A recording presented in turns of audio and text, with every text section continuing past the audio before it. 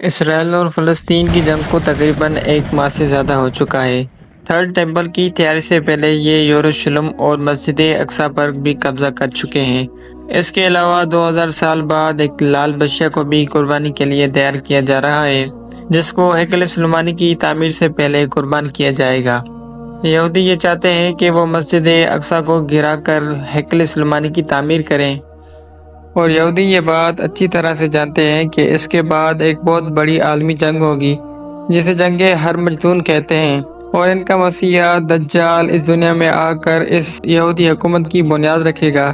یعنی اسرائیل سے پوری دنیا بھر میں حکومت کرے گا، اور اسرائیل اس کی آمد کی تیاریاں بھی مکمل کر چکا ہے۔ اسرائیل اسی لیے مظلوم فلسطینیوں پر ہر قسم کا ظلم کر رہا ہے۔ اس وقت غزہ کے اندر بجلی، پانی، گیس، انٹرنیٹ سب کچھ بند ہے، اور ان پر تاریخ کا سب سے بڑا ظلم کیا جا رہا ہے۔ یہاں تک کہ سویلینز کی رہائشی آبادی کے ساتھ ساتھ ہاسپٹل تک بھی بم گرائے جا رہے ہیں، اور تاریخ کے اندر انسانیت کی بدترین تذلیل اس سے پہلے کبھی نہیں دیکھی گئی کہ دوران جنگ ہاسپٹل کے اندر موجود زخمی اور بچوں پر بھی رحم نہ کیا جائے۔ ایک اندازے کے مطابق اب تک تقریباً 10,000 فلسطینیوں کو قتل کیا جا چکا ہے، جن میں سے آدھی تعداد بچوں کی ہے۔ 15,000 سے زیادہ لوگ زخمی ہیں، جبکہ اصل فگر کسی کو معلوم نہیں، اس سے زیادہ بھی ہو سکتا ہے۔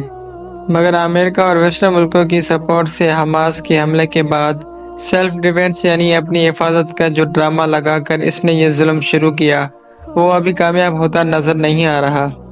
کیونکہ اس ظلم کے خلاف تاریخ میں ایسا پہلی بار ہوا ہے کہ ویسٹرن ملکوں میں بھی جگہ جگہ پر پوری دنیا بھر کے اندر لوگ اس ظلم کے خلاف آواز اٹھا رہے ہیں۔ ان ویسٹرن ملکوں کے حکمران بے شک اسرائیل کا ساتھ دے رہے ہیں، لیکن ان کی عوام جگہ جگہ پر مظاہرے کر کے مظلوم فلسطینیوں کے حق میں آواز اٹھا رہی ہے۔ ایسا تاریخ میں اس سے پہلے کبھی نہیں دیکھا گیا کہ ویسٹرن ملکوں کے غیر مسلم بھی اکٹھے ہو کر اسرائیل کے ظلم کے خلاف مسلمانوں کے حق میں مظاہرے کریں، پر افسوس کی بات ہے کہ مسلم ممالک کے حکمران صرف مذمت کے علاوہ کچھ نہیں کر رہے ہیں۔ صرف ایران اب تک اسرائیل کی آنکھوں میں آنکھیں ڈال کر بات کرتا آ رہا ہے اور مظلوم فلسطینیوں کی ہر طرح سے مدد کر رہا ہے، لیکن ابھی ایران کے بعد ترکیہ ایسا دوسرا مسلم ملک بن گیا ہے جس نے کھلم کھلا اسرائیل کو دھمکی دے کر کہا ہے کہ اگر یہ ظلم ستم ختم نہ کیا تو صرف 3 دن کے اندر اسرائیل کا وجود ہی دنیا سے مٹا دیں گے۔ یہ ایک بہت بڑی ہمت اور حوصلے کی بات ہے کہ پوری دنیا اور امریکہ اور ویسٹرن ملکوں کی سپورٹ کے باوجود اسرائیل کے خلاف کھڑے ہو کر اتنا بڑا بیان دینا، یہ واقعی میں بہت بڑی ہمت کا کام ہے، جو کہ ریسنٹلی طیب اردوغان نے کیا ہے، جو کہ ان سے امید بھی کی جا رہی تھی۔ طیب اردوغان نے بطور صدر ترکیہ کے عوام کو فلسطینیوں کے لیے باہر نکلنے کی درخواست کی،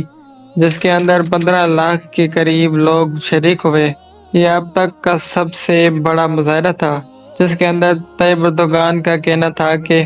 ہم نے دنیا کے بڑے بڑے ملکوں کو تاریخ کے اندر سبق سکھایا ہے، اور اب اسرائیل کی باری آ گئی ہے۔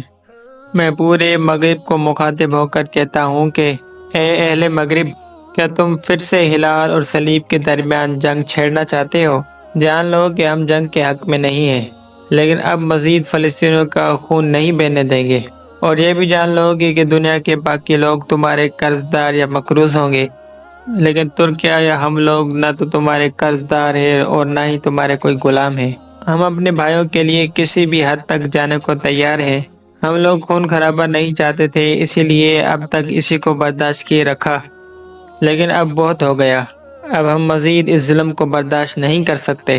ہمارا اصول ہے کہ ہم ایک رات کے اندر ہم تمہارے گردن تک بھی پہنچ سکتے ہیں۔ اے نیتن یاہو، ہم تمہیں جنگی مجرم قرار دیتے ہیں، اور پوری دنیا سے بھی یہ کروائیں گے۔ مزید ان کا کہنا تھا کہ جس طرح سے اسرائیل ظلم کے اندر شریک ہے، اسی طرح سے امریکہ بھی فلسطینیوں کے قتل میں برابر کا شریک ہے، کیونکہ اگر امریکہ کی مدد نہ ہو تو یہ ملک صرف 3 دن کے اندر تباہ و برباد ہو جائے گا۔ اس تقریر کے فوراً بعد اسرائیل نے اپنا سفیر ترکیہ سے واپس بلوا لیا اور ترکیہ سے تمام سفارتی تعلقات ختم کر دیے۔ فلسطین کے مسلمانوں کے لیے یہ ایک بارش کا دوسرا قطرہ ہے، کیونکہ اس سے پہلے ایران نے سب سے زیادہ جرأت اور ہمت کا مظاہرہ کرتے ہوئے کھلم کھلا اسرائیل کو دھمکی دے رکھی تھی کہ اس کا وجود ہی دنیا سے مٹا دیں گے۔ اور اب کی بات ترکیہ نے یہ جرت کی ہے۔ اگر اسی طرح سے دنیا کے باقی کچھ بڑے نام، مثال کے طور پر سعودی عربیہ، پاکستان، قطر، UAE، چائنا، رشیا اور افغانستان، جو کہ اس سے پہلے صرف مذمت کر چکے ہیں، سب ایک پیج پر آ جائیں تو یہ جنگ ایک دن بھی اور نہیں چل سکتی۔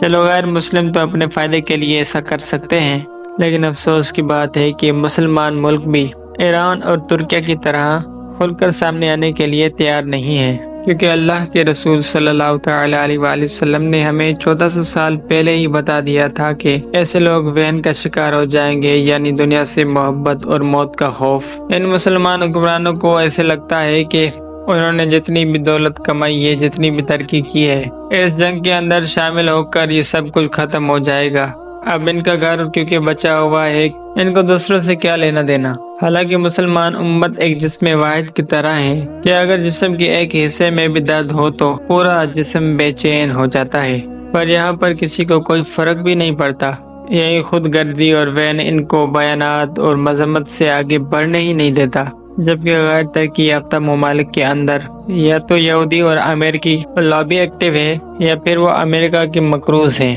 پر آپ اندازہ لگائیں کہ یہ بندہ اتنا حد درم ہے، اتنا ضدی ہے کہ اس نے پھر بھی اسرائیلی ٹینکوں کو غزہ کے اندر اتروا کر بمباری جاری رکھی ہوئی ہے۔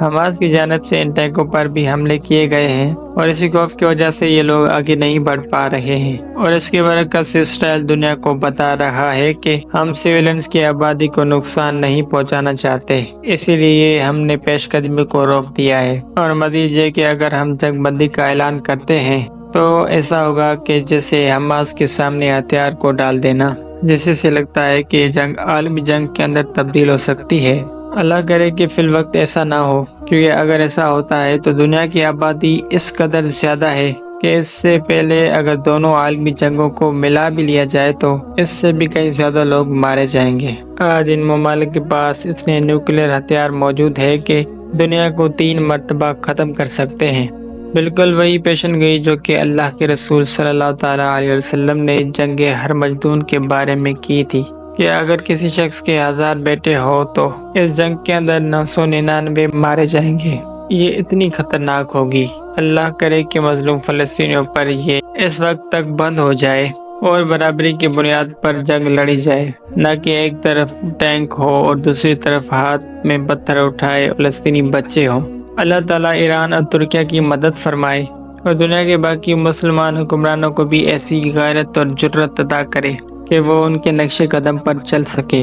اپنے فلسطین بھائیوں کی درد کو اپنا درد محسوس کر سکے۔ آنے والے حالات کیسے ہوگے یہ تو اللہ ہی بہتر جانتا ہے، لیکن یہ بات حقیقت ہے کہ امام مہدی علیہ السلام کے ظہور کے تمام نشانیاں پوری ہو چکی ہے، کیونکہ احادیث مبارک سے ہمیں پتہ چلتا ہے کہ یہ بات واضح طور پر موجود ہے کہ امام مہدی علیہ السلام اپنی فوج کے ساتھ یروشلم یا پھر مسجد اقصی کو فتح کروائیں گے، جو کہ اس وقت یہودیوں کی کنٹرول میں ہے۔ اس ٹاپک پر ذرا نیکسٹ ویڈیو پر بات کریں گے۔ میری دعا ہے کہ اللہ تعالیٰ مظلوم فلسطینیوں کی غیبی طور پر مدد فرمائے اور ان شہیدوں کو جنت میں اعلیٰ مقام عطا فرمائے جو کہ ان شہیدوں کا حق ہے۔ اللہ تعالیٰ ہمیں سمجھنے اور نیک عمل کرنے کی توفیق عطا فرمائے، آمین۔ مزید اس طرح کی ویڈیو دیکھنے کے لیے میرے چینل کو لائک، سبسکرائب اور اس ویڈیو کو زیادہ سے زیادہ شیئر کریں تاکہ ہر شخص جان سکے اور مظلوم فلسطینیوں کے حق کے لیے جو کر سکتے ہیں وہ کریں۔ ملتے ہیں نیکسٹ ویڈیو میں، تب تک کے لیے اللہ حافظ۔